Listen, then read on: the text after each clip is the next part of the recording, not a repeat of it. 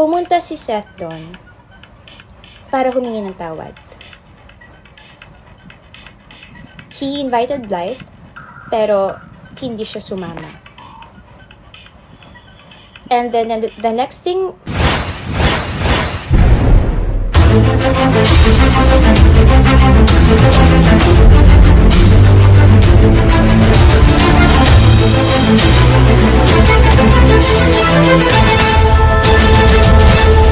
Magandang buhay mga kakwentuhan, panibagong araw, panibagong reaction video ang ating gagawin sapagkat Francine Diaz di na nakapagtiis, sumabog na, isiniwalat niya ang kanyang kaalaman tungkol kay Andrea Brillantes na kung saan di umano daw isa sa mga dahilan ng hiwalayang Katniel. Ang ating tinutukoy sa mga hindi nakakalam ay sina Catherine Bernardo at Daniel Padilla. Mga Katniel fanatics dyan, sabay-sabay nating itong alamin. Pero bago ang lahat, atin muna itong panoorin. At huwag kalimutang pindutin ang notification bell para lagi kang updated tuwing mayroong bagong ina-upload na video ang ating munting channel dito sa Kali Kwento Ituan. So ayan na nga mga kakwentuhan, ating sabay-sabay panoorin ang pasabog ni Francine Diaz na kung saan isiniwalat niya ang baho ni Andrea Brillantes at di umano daw isa sa mga dahilan ng hiwalayang Katniel. pumunta si Seth doon para humingi ng tawad. He invited Blythe, pero hindi siya sumama. And then the next thing I know is ako na yung pinagpipiestahan sa social media.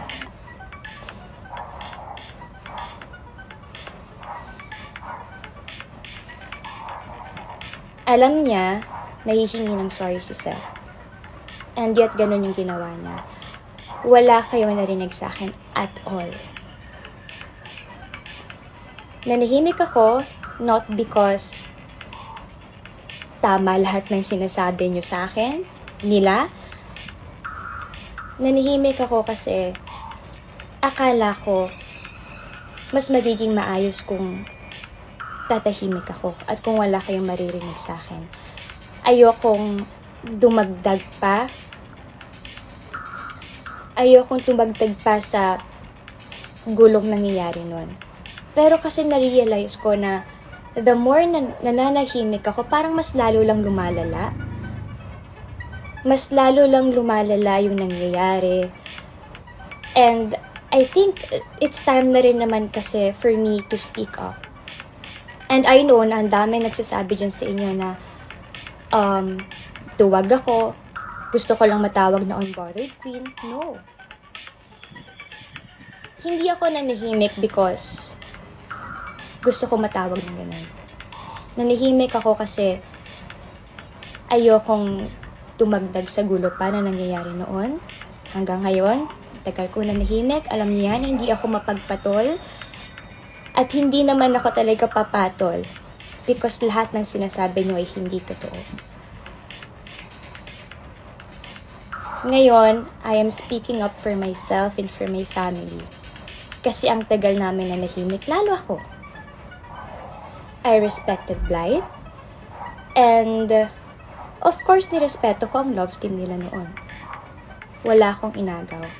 And also, gusto ko lang ilinawin sa inyo na hindi niya ako sinugod sa dressing room. But, tinawagan niya ako and she was mad, she was aggressive. And then, hanggang sa, yun, parang the next few days, biglang ang gulo na, ang dami nang sinasabi sa akin ng mga tao.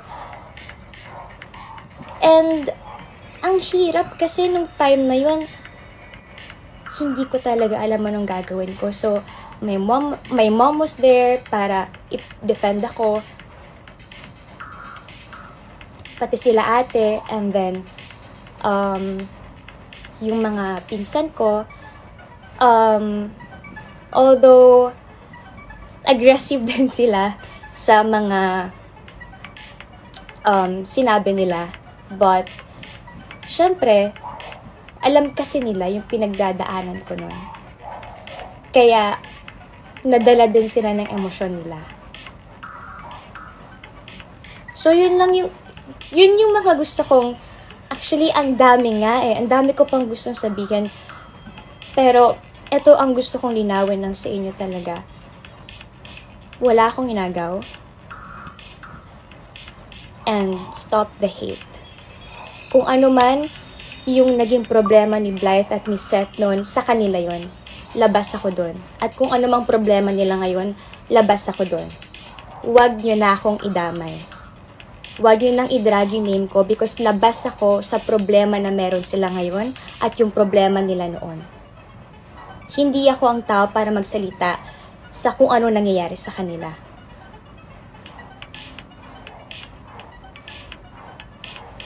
Labas ako sa lahat ng problema niya. Sa problema nila.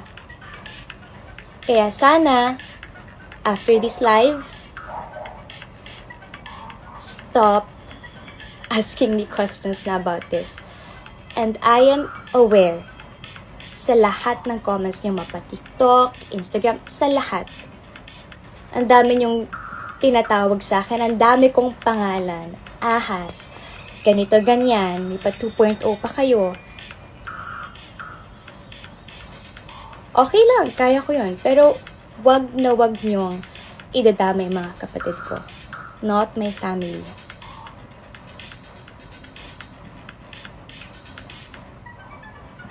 Magpapasko na guys. Magto 2024 na. Pwede bang upgrade din natin pati utak natin and yung personality natin? Kung kaya nyo lang naman. Pero sana kayanin nyo.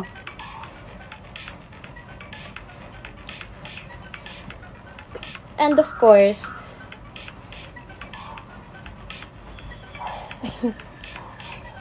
yes, paulit-ulit na, tama. Tama na ang pagpapaulit-ulit ng mga walang katotohanang kwento. At saka, guys, please, again ha, hindi po ako nag-live para mag-encourage to hate someone or kung sino man. No. Gusto ko tong iklaro para tapos na, iwanan na natin to dito. I want to move forward.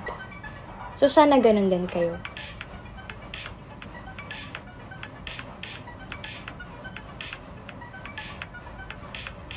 Yes.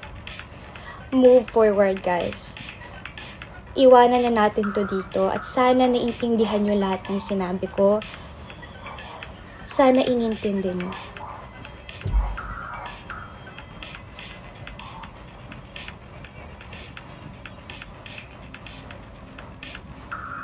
Anong meron sa kortina ko?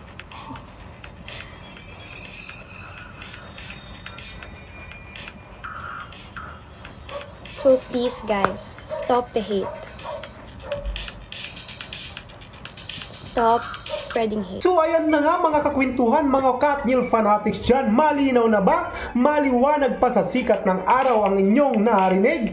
O ano mga kakwentuhan, wag na laging natutulog. Wag magpapahuli sa mga showbiz balita. At inyong tutungayan ito lagi dito lang sa Kalye Kwentuhan. Ako nga pala, si Ding Fernan, ang host ng channel na ito na nagsasabing patuloy tumangkilik sa mga usaping pang showbiz para hindi tayo nabuburyong. Gawin nating libangan ito. At magandang buhay, mag-ingat tayong lahat palagi.